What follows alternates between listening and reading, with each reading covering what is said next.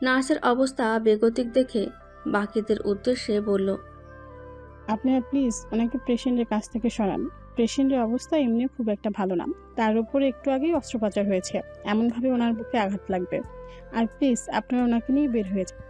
নার্সের কথা কানে আসতেই শিহরিশ কান্নারত অবস্থায় চিৎকার করে বলল, না না, আমি কোথাও যাব না। আমি এখান থেকে কোথাও যাব না। মিসেস লিলি এবার শিহরিশের পাশে এসে শিহরিশকে এক হাত দিয়ে টেনে তুলতে তুলতে বলল, আচ্ছা, কোথাও যেতে হবে না। আপাতত আয়ানের বুকের উপর থেকে ওঠো, কারণ আয়ানের বুকের উপরে প্রেশার ক্রিয়েট হচ্ছে, এতে আয়ানের ক্ষতি হবে। তার উপরে আয়ানের এখনো জ্ঞানই ফেরেনি।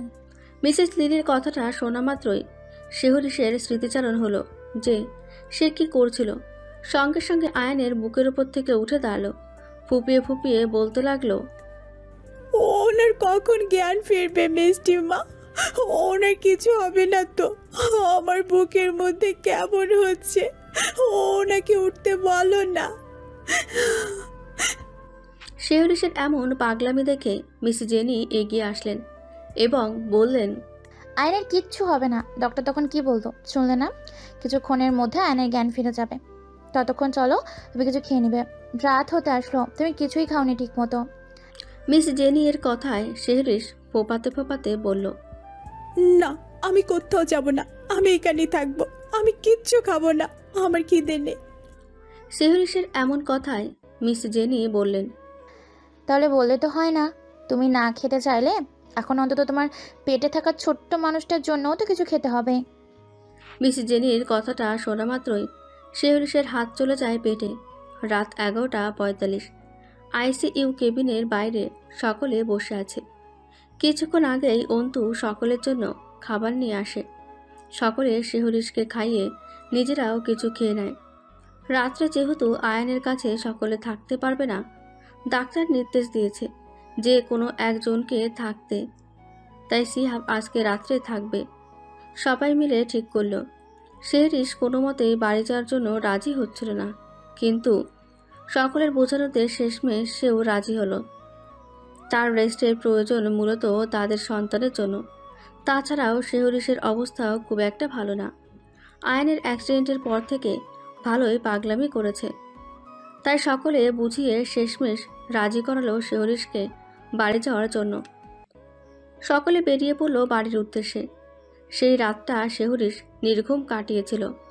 তার সাথে মিসেস লিলিও ছিল। সে ঘুমানোর চেষ্টা করলেও তার চোখে ঘুম আসেনি। পরে ভোরের দিকে তাই চোখটা লেগে আসে।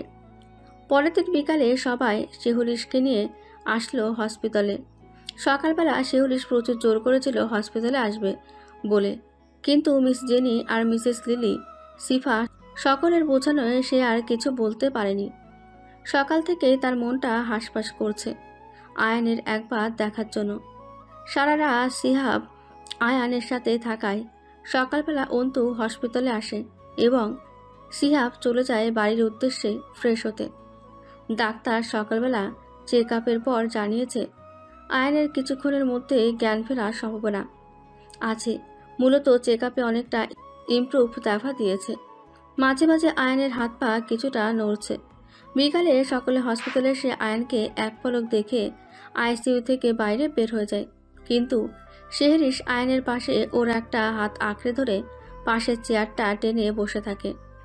সময়টা তখন সন্ধ্যা 6:15। আয়ান পিটপিট করে চোখ খুলে, মূলত অনেকক্ষণ যাবৎ চোখ বন্ধ থাকায় চোখটা খুলে তীব্র আলো চোখে লাগতেই আবার চোখটা বন্ধ করে নেয়। সঙ্গে কিছুটা নড়েচড়ে ওঠে। পাশে নার্স তখন আয়ানের স্যালাইন বোতল চেঞ্জ করছিল।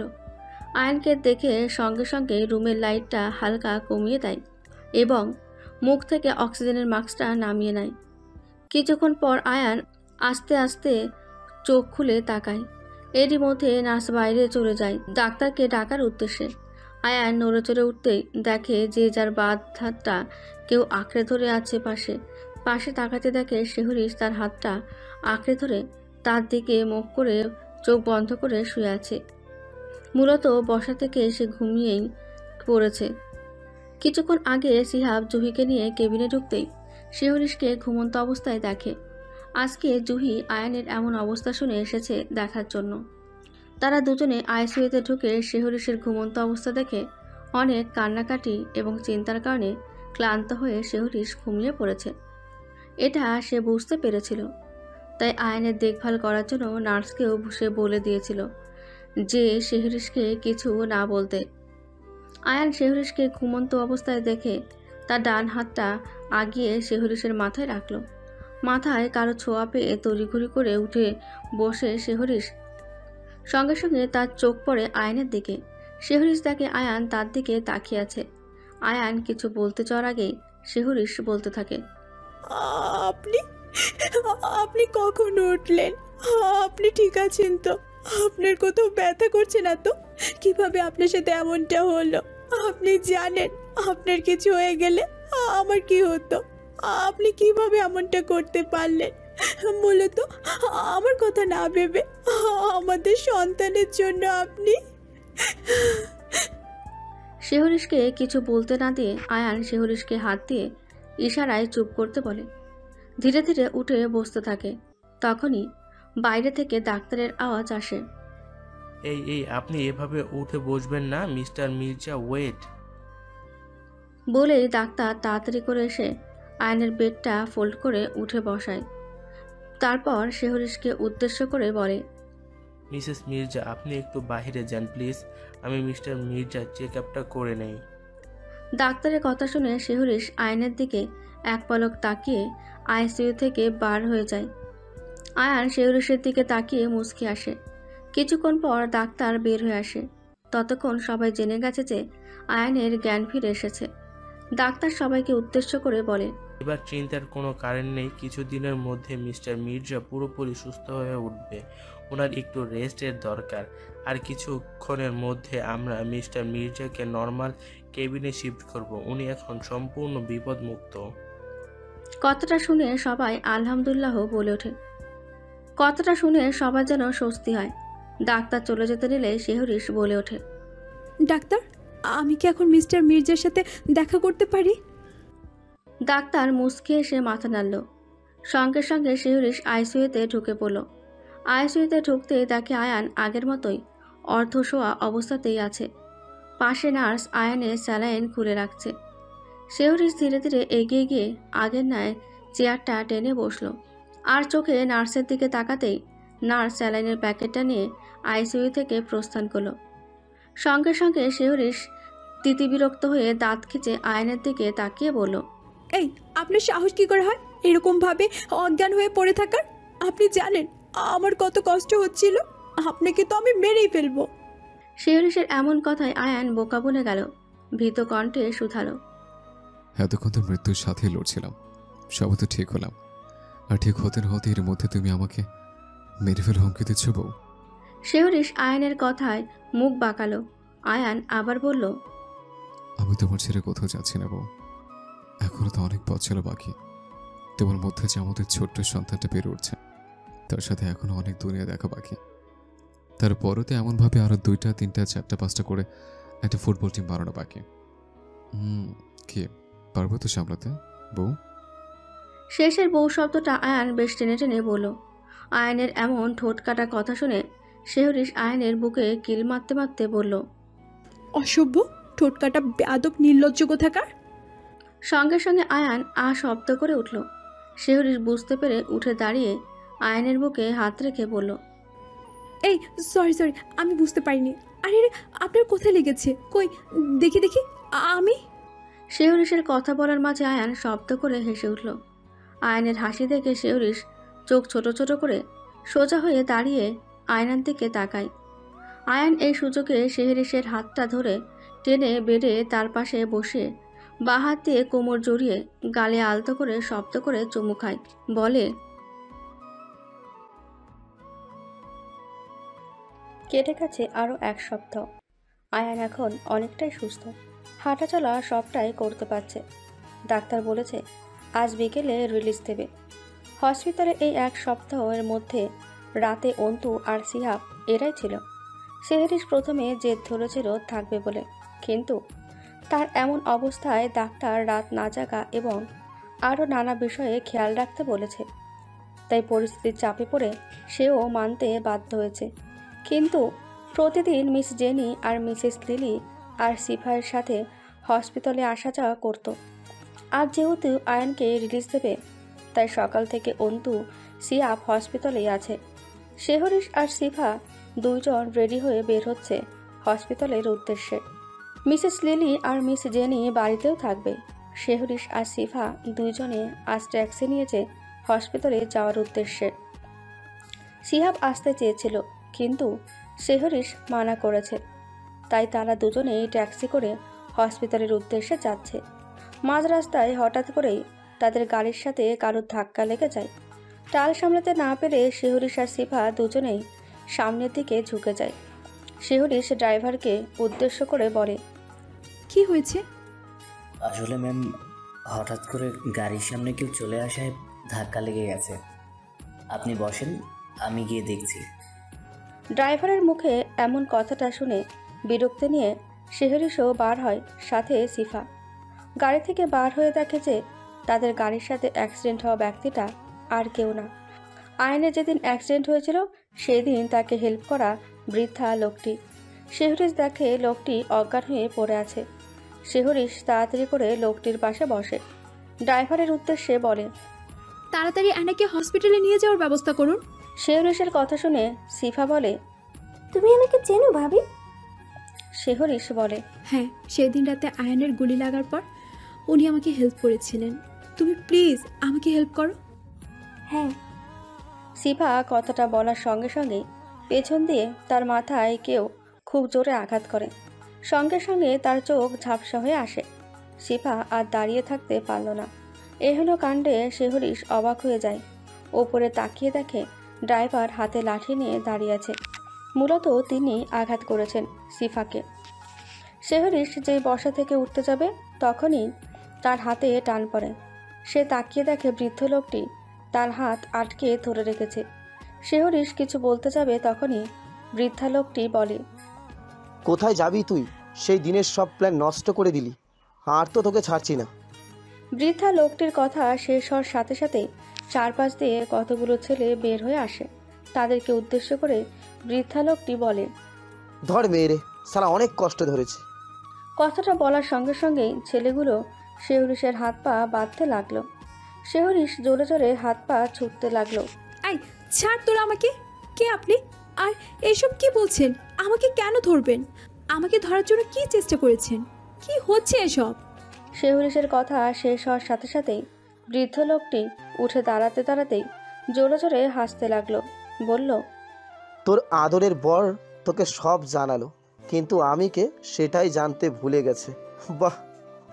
সিপা আশেপাশে কি হচ্ছে কোনো রকম বুঝে শেহরিশকে আটকাতে চাইলে বৃদ্ধা লোকটি ড্রাইভারের থেকে লাঠিটা নিয়ে আরও একবার সিপার মাথায় আঘাত করে। সঙ্গে সঙ্গে সে লুটিয়ে পড়ে মাটিতে। এটা দেখে শেহরিশ খুব জোরে চিৎকার করে বলে, এই ছাড় বলছি, ভালো হবে না কিন্তু। তোরা কেউ ছাড় পাবি না, জানোয়াররা, ছাড়। বৃদ্ধা লোকটি খানিকটা ঝুঁকে এক হাত দিয়ে শেহরিশের গাল টিপে ধরে বলে, বড্ড কথা বেরোচ্ছে না তোর মুখ দিয়ে, দাঁড়া। কথাটা বলেই শেহরিশের গায়ে থাকা ওড়নাটা খানিকটা ছিঁড়ে ওর মুখ বেঁধে দেয় এবং শেহরিশকে সেই ট্যাক্সিতে করে নিয়ে চলে যায়। এদিকে সিফা কোনো রকমে দূরে ছিটকে পড়ে থাকা পাঁচটা নিয়ে তার থেকে ফোন বের করে কল করে অন্তুকে। অন্তু কল ধরতেই, প্লিজ তুমি যেখানে থাকো এক্ষুনি চলে আসো। ওরা ওরা শেহরিশকে। পরের কথাগুলো আর বলতে পারল না, তার আগেই পুনরায় মাটিতে লুটিয়ে পড়ল সিফা। সিফার এমন কথা শুনে অন্তু জোরে জোরে বলল, কি কি কি হয়েছে? কোথায় আছো তুমি? কারা কি করেছে? সেই কে কি? অন্তু তখন আয়ানের কেবিনেই ছিল। তারা সকলে রেডি হচ্ছিল বাড়ি যাওয়ার উদ্দেশ্যে। হঠাৎ অন্তুর এমন কথা শুনে আয়ানের বুঝতে বাকি রইল না কি হয়েছে, কারণ তার গুলি লাগার পর থেকেই তার মনে নানা রকম প্রশ্ন আসতেই থাকে। বুঝতেও পারল যে কাজটা কার হতে পারে। সঙ্গে সঙ্গে আয়ান সিহাবকে বলল, শিহাব, গাড়ি বের করো, কুইক। সিহাব আয়ানের এমন কথায় প্রত্যুত্তর করে বলল, কিন্তু স্যার আপনার এই অবস্থায় এমনভাবে বাইরে যাওয়া উচিত? শিহাবের এমন কথায় আয়ান কেবিন থেকে বের হতে হতে রেগে গিয়ে বলে, শালা আমি কারো কাছে কৈফিয়ত দিতে বাধ্য নেই। বউ আমার না তোর, তোকে যেটা বলা হয়েছে সেটা কর, বাকিটা আমি বুঝে নেব। আমি মরে যেতে পারি, কিন্তু যেন আমার বউয়ের কিছু না হয়, ওকে আমি কিচ্ছু হতে দেবো না। তোকে যতটুক বলা হয়েছে ততটুক কর।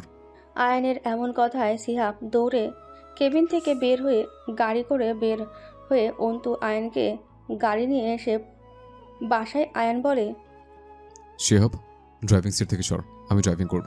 শিহাব বলে, কিন্তু আয়ান শিহাবকে বাধা দিয়ে বলে, কোনো কথা না, তোকে যতটুকু বলা হয়েছে ততটুকু কর।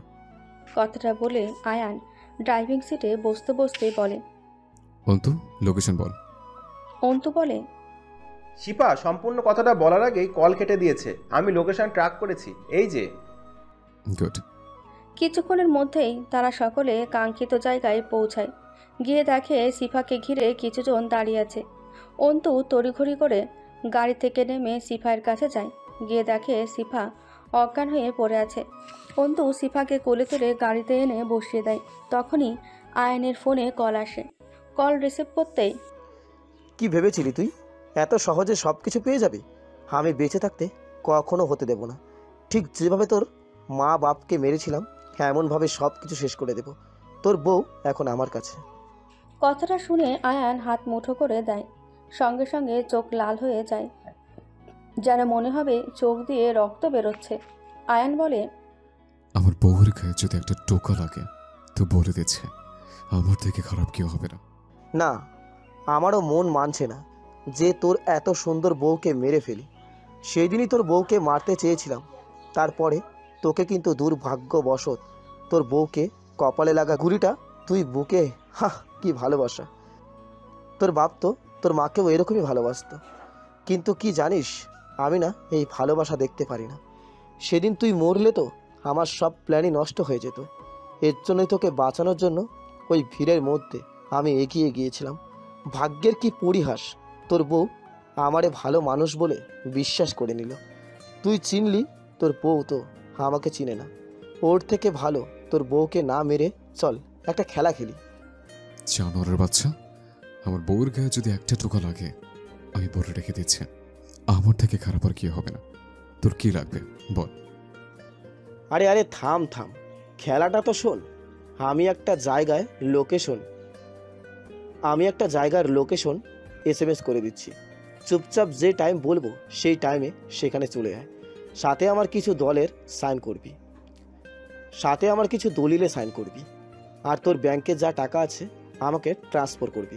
সঙ্গে সঙ্গে বউ তোর, তুই তোর রাস্তায়, আমি আমার রাস্তায়। ভবিষ্যতে কেউ কোনোদিন আর কাউকে মুখ দেখাবো না। বল রাজি? যদি রাজি হোস, তোর বউকে আমি সত্যি বলছি, একটা ফুলের টোকা পর্যন্ত দেব না। আর হ্যাঁ, তুই একা আসবি। খবরদার কোনো পুলিশ বা কাউকে নিয়ে আসার নিস্তক করবি না। মনে রাখ, তোর বউ কিন্তু আমার কাছে। আগন্তুক ব্যক্তিদের কথা বলার মধ্যেই আয়ান চিল্লিয়ে বলে, গোলসের মাহমুদ, কাজটা কিন্তু ঠিক করছিস না একদম। আমি রাজি, কিন্তু খবরদার আমার বউয়ের গায়ে যেন একটা টোকাও না লাগে। যদি কিছু হয় তাহলে তোর কি হাল হবে তুই নিজেও জানিস না। অপর পাশের গোলজার মাহমুদ জোরে জোরে হেসে উঠলেন, বললেন, তুই আমার কথা শুনলে আমি তোর বউকে কিচ্ছু করব না। ওকে ডিল ডান, সময় মতো চলে আসিস। কথাটা বলেই গোলজার মাহমুদ ফোন কেটে দেয়। হসপিটালের বেডে শুয়ে আছে সিফা। ডাক্তার জানিয়েছে মাথায় জোরে আঘাত লাগায় অজ্ঞান হয়ে গিয়েছে। এছাড়া সিটি স্ক্যান করেও দেখা হয়েছে খারাপের কিছু নেই। গোলজার মাহমুদ সেহরিশের সামনে দাঁড়িয়ে আসেন। সেহরিশকে একটা চেয়ারের সাথে বেঁধে রাখা হয়েছে। সেহরিশ অনেকক্ষণ ধরে ছোটার জন্য হাত পা চালাচ্ছে, কিন্তু কোনোভাবেই সে সফল হচ্ছে না। এক পর্যায়ে সে ক্লান্ত হয়ে যায়, কিন্তু এখন গোলজার মাহমুদকে সামনে রেখে আবার উত্তেজিত হয়ে আওয়াজ করতে থাকে। গোলজার মাহমুদ সেহরিশের কাছে গিয়ে তার মুখের বাঁধন খুলে দেয়। সঙ্গে সঙ্গে সেহরিশ চিৎকার করে বলে, এই জানোয়ারের বাচ্চা, ছাড় আমাকে, ভালো হবে না কিন্তু বলে দিলাম, ছাড়। কথাটা বলে সে চেয়ারের সাথে জোরে জোরে হাত পা নাড়াতে থাকে। এক পর্যায়ে চেয়ার সমেত মাটিতে পড়ে যায়। তা দেখে গুলজার মাহমুদ জোরে জোরে হাসতে থাকে। তার হাসির আওয়াজ এতটা জোরে যেন চারিদিকে বাজছে। তিনি বললেন, না, চিন্তা নেই, তোরে কিচ্ছু করব না, কিন্তু একদম কিচ্ছু করব না। তা বললে তো হয় না, একটু কষ্ট কর তোর বর না আসা পর্যন্ত। কথাটা বলে তিনি নিচে বসে আবার শিহরিশের মুখের বাঁধন আটকে দেয়। সেভাবেই মাটিতে পড়ে থাকলো শিহরিশ। রাত 10টা। আয়ান গুলজার মাহমুদের দেওয়াল লোকেশন অনুযায়ী এগিয়ে যাচ্ছে। যে লোকেশনটা তাকে দেওয়া হয়েছে সেই লোকেশনটা শহরের একদম বাইরে, জঙ্গলের মধ্যে। কিছুক্ষণ পর গাড়ি এসে থামলো একটা ছোট্ট খামার বাড়িতে। আয়ান গাড়ি থেকে নেমে চারপাশটা ভালো করে লক্ষ্য করে এগিয়ে যেতে থাকে। পরনে তার ধূসর রঙের টি শার্ট আর কালো ট্রাউজার। মাথার চুলগুলো এলোমেলো অবস্থাতে, চোখগুলো টকটকে লাল হয়ে আছে। হঠাৎ করে তার সামনে একটা ব্যক্তি এসে দাঁড়ালো, বলল, এদিকে আসুন, চেকিং করব, কোনো রকম অস্ত্র নিয়ে ঢোকার চেষ্টা করবেন না। আয়ান কিছু না বলে 2 হাত তুলে দিল। ব্যক্তিটি ভালোভাবে চেক করে নিল। তারপর ব্যক্তিটি ইশারা করতেই বার হয়ে আসলো গুলজার মাহমুদ। আয়ান গম্ভীর কণ্ঠে হাত মুঠো করে বলল, সিরিজ কোথায়? আরে আরে দাঁড়া দাঁড়া, তোর বউ ঠিক জায়গায় আছে, আগে আমাদের ডিলটা তো হতে দে। আয়ান আগের মতোই গম্ভীর কণ্ঠে বলল, দে। হেই তো, এইবারে লাইনে এসেছিস। তোর বাপ যদি এই কাজটা করতো তাহলে আর এত লোকের প্রাণ যেত না, আর আজকে এই দিনটা দেখতে হতো না। আহারে তোর বউটা। কথাটা শোনা মাত্রই আয়ান প্রচণ্ড রেগে যায়। তার মাথার শিরা উপশিরা ফুলে উঠে বলে, চুপচাপ পেপার দে, সাইন করে পেপার নিবি, আর আমার বউকে আমার দিবি, ঠিক যেমনভাবে ওকে নিয়ে গেছিলিস অমনভাবে। গুলজার মাহমুদ মুখ বাঁকিয়ে হাসলেন। তারপরে হাতে থাকা পেপারগুলো আয়নের দিকে আগিয়ে দিয়ে আয়ান নিঃশব্দে সাইন করে দিল। তার বলল, এবার আমার বউকে ফেরত দে। গুলজার মাহমুদ বললেন, উফ উফ, এটা তো কথা হয়নি, এখনো বাকি আছে। তোর ব্যাংকে যা টাকা আছে এক্ষুনি আমার ব্যাংকের অ্যাকাউন্টে ট্রান্সফার কর। ব্যাস, শেষ আমাদের ডিল, আর কিচ্ছু। আয়ান একটা দীর্ঘ নিঃশ্বাস ফেলল। পকেটে থাকা ফোনটা বার করে নিঃশব্দে তার ব্যাংকের সব টাকাগুলো গুলজার মাহমুদের ব্যাংকে ট্রান্সফার করলো। গুলজার মাহমুদের ফোনে নোটিফিকেশন আসতেই তিনি জোরে জোরে হেসে উঠলেন, বললেন, বাহ, আমি ভেবেও পাইনি তুই এত সহজে মেনে নিবি। যাই হোক, এখন তোর সব কোম্পানি আমার নামে। গুলজার মাহমুদ কিছুক্ষণ থামেন, তারপর আরও জোরে জোরে হেসে ওঠেন, বলেন, সালা জানোয়ারের বাচ্চা জানোয়ার, এত সহজে আমাকে বিশ্বাস করে নিলি?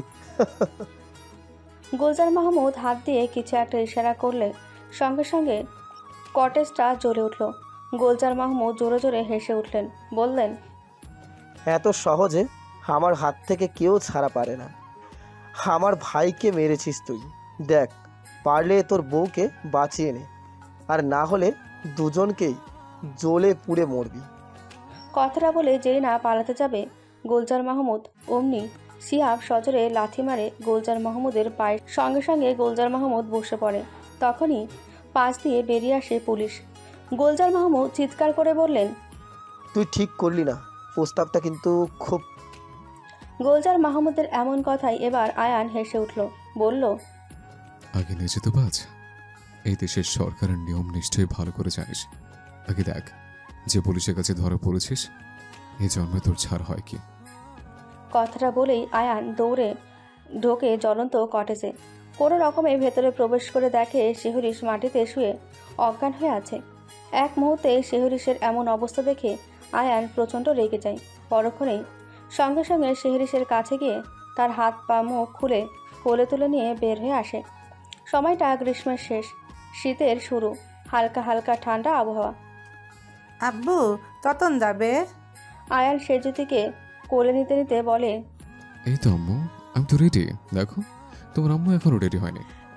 শিহরিশ ওয়াশরুম থেকে শাড়ির কোচা ঠিক করতে করতে বার হতে হতে বলল, আই, আমার নামে একদম দোষ দেবে না, আপনার মেয়ে রেডি করাতে করাতে আমার লেট হয়ে গেছে। তখনই ছোট সেজুতি বলে, এই আম্মু, পাপ্পাকে তিত্তু তুলবে না, তুমি তুপটা তুলে দিও তো। শিহরিশ মুখ বাঁকিয়ে বলে, হ্যাঁ, বাপ কা বেটি একদম বাপের কার্বন কপি। মায়ের এমন কথা শুনে ছোট্ট সেজুতি পেছনে ঘুরে তার পাপার কোলে উঠে পড়ে। আয়ান সেজুতিকে কোলে নিয়ে ঘরে সোফায় বসে দেখে শেহরিশ চুল আঁচড়াচ্ছে। পরনে তার নীল রঙের শাড়ি। অবশ্য আজ আয়ানও নীল রঙের পাঞ্জাবি পরেছে, সাথে তাদের মেয়ে সেজুতিও নীল রঙের ফ্রক পরেছে। শেহরিশ আগের থেকে একটু মোটা হয়েছে। অবশ্য মা হওয়ার পর সকলেরই শরীর এর গঠন পরিবর্তন হয়, শেহরিশের ক্ষেত্রেও তাই। কিন্তু স্বভাব চাঞ্চল্য এখনও আগের মতোই আছে। আয়ান এক দৃষ্টিতে শেহরিশকে দেখছে। শেহরিশ রেডি হয়ে আয়ানের উদ্দেশ্যে বলে, কি মিস্টার মির্জা, চলেন নাকি এমনভাবে কি দেখেন? আয়ান সোফা থেকে উঠে শেহরিশের সামনে দাঁড়িয়ে এক হাতে সেজুতিকে কোলে নিয়ে অপর হাত শেহরিশের মাথায় রেখে কপালে আলতো করে চুমু খেয়ে বলে, হারিয়েছি আমি তোমার মুগ্ধতায়, বিলীন হয়ে গেছি তোমার চোখের মায়ায়, তোমার হাসির ঝিলিক, মধুর শব্দের সুরে। ভুলে গেছি আমি স্বপ্নে ভাসছি দূরে। যতবারই তুমি সামনে এলে পৃথিবী যেন থেমে যায়। একই খেলা, তোমার চোখের আলো, চিরন্তন আশা। হারিয়ে গেছি আমি, তাতে কিসের আশা? তোমার মধুর ভাষা, বাতাসে ভাষা, এমন অদৃশ্য এক মোহ যে স্থির করে রেখেছে। হারিয়ে গেছি আমি আমার নিজস্বতায়, এখন আমি শুধু তোমার মুগ্ধতায়। শেহরিশ মুচকি এসে বলে, হয়েছে আপনার কবি কবি ভাব, এবার চলেন নাকি? তারা আজ তিনজনে সারাদিন বাইরে ঘুরবে, মূলত তাদের মেয়ের আবদার।